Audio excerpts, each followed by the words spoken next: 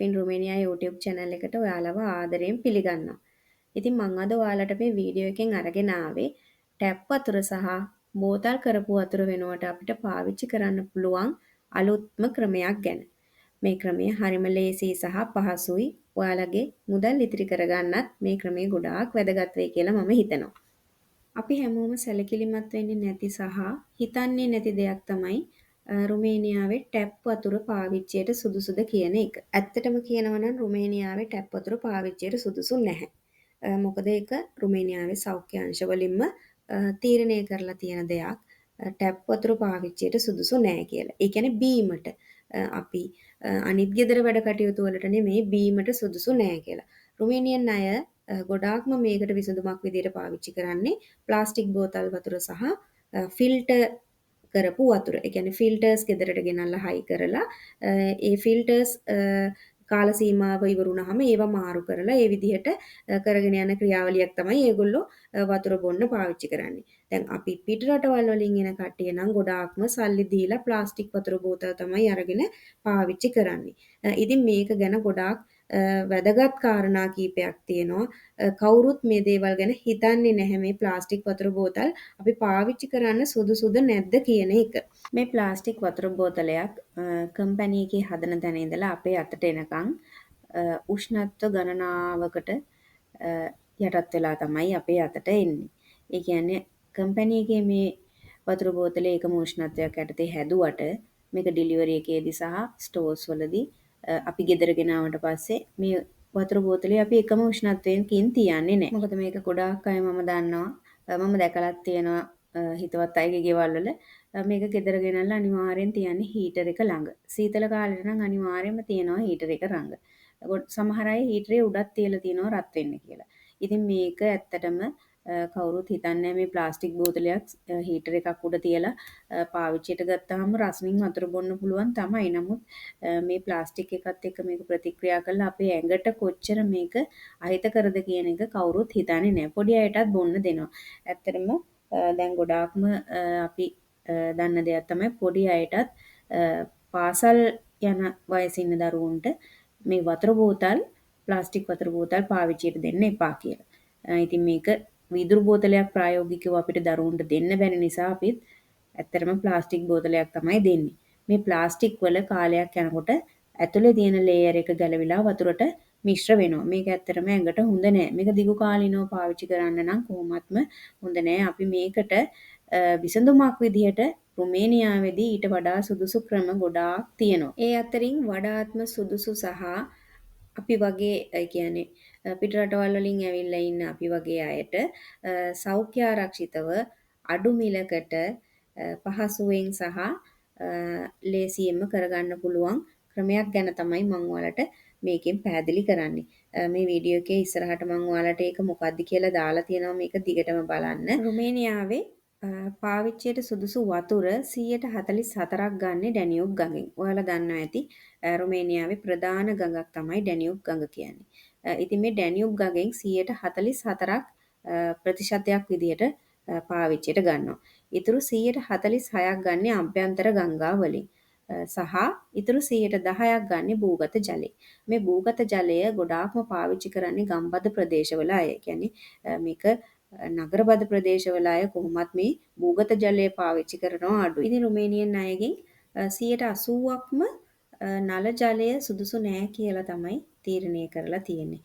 ඊටු බොහොම පොඩි පිරිසක් තමයි නල ජලය පාවිච්චියට සුදුසු සහ පාවිච්චි කරන අයට ඉන්නේ. ඉතින් මේ දේවල් වලට මම පොඩි විස්තර ටිකක් දැම්මේ. ඒ ගැන දැනුවත් වෙලා ඉන්නවා නම් හොඳයි කියලා හිතුන නිසා. ඉතින් ලංකාවේදී වගේ ටැප් එකකින් වතුර එකක් අරන් නිදහසේ බොන්න විදිහක් නෑ අපිට රුමේනියාවේදී. ඒකට හේතුව තමයි මම ඔයාලට මෙතන මේ කෙටියෙන් දාලා තියෙන්නේ. මේකට ගොඩාක් හේතු තියෙනවා තව. ඉතින් මම මේ පුංචි හේතු ටිකක් තමයි මෙතන දාලා තියෙන්නේ ඔයාලට ඒ ගැන පැහැදිලි වෙන්න ඕන නිසා. ඉතින් මේ ජල දූෂණය වෙලා තියෙන නිසා බොන වතුර වලට අපි විසඳුමක් විදිහට ටැප් වතුර භාවිතය සුදුසු නෑ කියලා සහ බෝතල් වතුර භාවිතය සුදුසු නෑ කියලා තීරණය කරනවා නම් අපි ඒ වෙනුවට භාවිතා කරන්න ඕන විසඳුම මොකක්ද කියලා තමයි ඔයාලට දැන් ස්ක්‍රීන් එකේ දකින්න තියෙන්නේ. ඉතින් මෙන්න මේ ෆිල්ටර් එක ගැන තමයි මම ඔයාලට අද විස්තර කරන්න හිතුවේ. ඔයාලට දැන් බලන්න පුළුවන් මම මේ දාලා තියෙන ෆිල්ටර් එක මොන වගේද කියලා. මේ දාලා තියෙන්නේ ෆිල්ටර් එක ෆොටෝ එකක්. මේකේ එක එක හැඩ වලින් තියෙනවා සහ එක එක බ්‍රෑන්ඩ් වලින් තියෙනවා. ඉතින් ඔයාලට මේ ෆිල්ටර් එක Altex, Kaufland, Lidl වගේ සුපර් මාකට්ස් වලින් ගන්න පුළුවන්. ඒ වගේම මේක කාලෙන් කාලෙට ඔෆර් දානවා. මේක ලීටර් 2.5 3.5 වගේ වතුර ප්‍රමාණයක් දාන්න පුළුවන් ඒවා තියෙනවා. ඔයාලගේ පාවිච්චියේ හැටියට ඔයාලට කැමති ප්‍රමාණයක එකක් මේකෙන් ගන්න පුළුවන්. ඉතින් ප්ලාස්ටික් වතුර බෝතල් වලට ඇත්තටම ගොඩාක් සල්ලි වියදම් කරනවට වැඩිය මේ වගේ එකක් අරගත්තාම අපිට සෑහෙන කාලයක් පාවිච්චි කරන්න පුළුවන්. මේක ඇතුළේ ඔයාලට පේන්න තියෙන්නේ මේ සුදු පාට වගේ කොටසක් තියෙන්නේ අන්න ඒක තමයි ෆිල්ටර් එක. මේ ෆිල්ටර් එකෙන් අපිට මේකේ එක එක වර්ග වලින් ගන්න තියෙනවා. මේ ෆිල්ටර් එකෙන් සමහර ෆිල්ටර්ස් තියෙනවා වතුර ලීටර් 150ක් පෙරන්න පුළුවන්. සමහර ෆිල්ටර්ස් තියෙනවා වතුර ලීටර් 200ක් පෙරන්න පුළුවන්. ඔයාලගේ කැමැත්ත අනුව ඒ වගේ ෆිල්ටර් එකක් ඔයාලට මේක ඇතුළට දාගන්න පුළුවන්. අපි මුලදී ගන්නකොට මේකේ ෆිල්ටර් එකක් ෆ්‍රී හම්බ වෙනවා. ඔයාලට Altex එකේ තියෙනවා මේකේ එක එක බ්‍රෑන්ඩ් වලින්. ඔයාලට බලලා කැමති ලීටර්ස් ප්‍රමාණ වලින් තියෙනවා. ඒ කැමති එකක් තෝරලා ගන්න පුළුවන්. මේක පාවිච්චි කරන්නේ කොහොමද කියලා මම ඔයාලට අපි ගත්ත ෆිල්ටර් එකේ වීඩියෝස් මේ වීඩියෝ එකේ දාලා තියෙනවා අන්තිමට. ඉතින් මේකේ මෙන්න මේ සුදු පාට කෑල්ල අපිට වතුර ලීටර්ස් ගාන ඉවර වුණාම මේකේ ෆිල්ටර් එක කියන්නේ මේ ඇතුලේ තියෙන සුදු පාට කෑල්ල මේකේ කප් එකේ තියෙන ඉන්ඩිකේටර් එකක්. ඒ ඉන්ඩිකේටර් එකෙන් අපිට බලන්න පුළුවන් මේකේ වතුර ලීටර්ස් කොච්චරක් අපි දැනට පාවිච්චි කරලා තියෙනවද කොච්චරක් ෆිල්ටර් කරලා තියෙනවද කියලා බලන්න පුළුවන්. එතකොට මේකේ වතුර මම අත්හදා බලපු දෙයක් තමයි මම මේකේ පෙරිලා එන වතුර කෙටල් එකට දාලා උණු කරා. කිසිම ඩිපොසිට් එකක් එන්නේ නැහැ. ඔයාලා ඕනනම් බලන්න ඉලෙක්ට්‍රික් කෙටල්ස් පාවිච්චි කරන අය නිකම්ම ටැප් එකෙන් වතුර අරගෙන වතුර උණු කරලා බලන්න අනිවාර්යෙන් සුදු පාට කුඩක් ඔයාලගේ කෙටල් එකේ අඩියේ ඩිපොසිට් වෙනවා. ඒ කියන්නේ මෙහි ක්ලෝරීන් දානවා වතුරට වතුර පිරිසිදු වෙන්න. ඉතින් ක්ලෝරීන් උනත් අපේ ඇඟට ගොඩාක් කාලයක් තිස්සේ පාවිච්චි කරන එක සුදුසු නෑ කියන එක තමයි මම නම් හිතන්නේ. ඉතින් ඇත්තටම මේ වගේ ෆිල්ටර් එකකින් ඔයාලට මේකේ කිසිම ඩිපොසිට් එකක් එන්නේ නෑ. ඔයාලා වතුර උණු කරලා බලන්න මේකක් අරගෙන. වතුර වල කිසිම පාට වෙනස් වීමක්වත් ඩිපොසිට් එකක්වත් රොඩ්ඩක්වත් කිසිම රසයේ වෙනසක්වත් නැහැ මේ ෆිල්ටර් එකෙන් පෙරිලා එන වතුර වල. මෙතන මම ඔයාලට විස්තර ටිකක් දාලා තිනවා. ඒ ටිකත් මේ වීඩියෝ එක බලන ගමන්ම කියවන්න. මේක ගොඩක් වැදගත් විස්තර ටිකක් ඔයාලට මේ මම දාලා තියෙන්නේ. මොකද වතුර වල අපි පෙරුණාද නැද්ද කියලා හිතාගන්න බැරි මූලද්‍රව්‍ය දෙකක් තමයි ඊයම් සහ රසදිය කියන්නේ. ඉතින් මේ ඊයම් සහ රසදිය වලින් අපේ ඇඟට ගොඩාක්ම හානිදායක සෞඛ්‍ය ගැටලු වලට මුහුණ දෙන්න වෙනවා. ඉතින් ඒ නිසා අපිට මේ ප්ලාස්ටික් වතුර බෝතලයක් අරන් බිව්වා කියලා මේ ඊයම් සහ රසදිය මේකෙන් හරියටම පෙරිලාද කියලා අපි නිශ්චිත වශයෙන්ම තීරණය කරන්න බෑ. ඇත්තටම කියනවා නම් සක්‍රීය කාබන් අඩංගු ෆිල්ටර් එකක් මගින් විතරයි මේ ඊයම් සහ රසදිය වැනි මූලද්‍රව්‍ය පෙරෙන්නේ.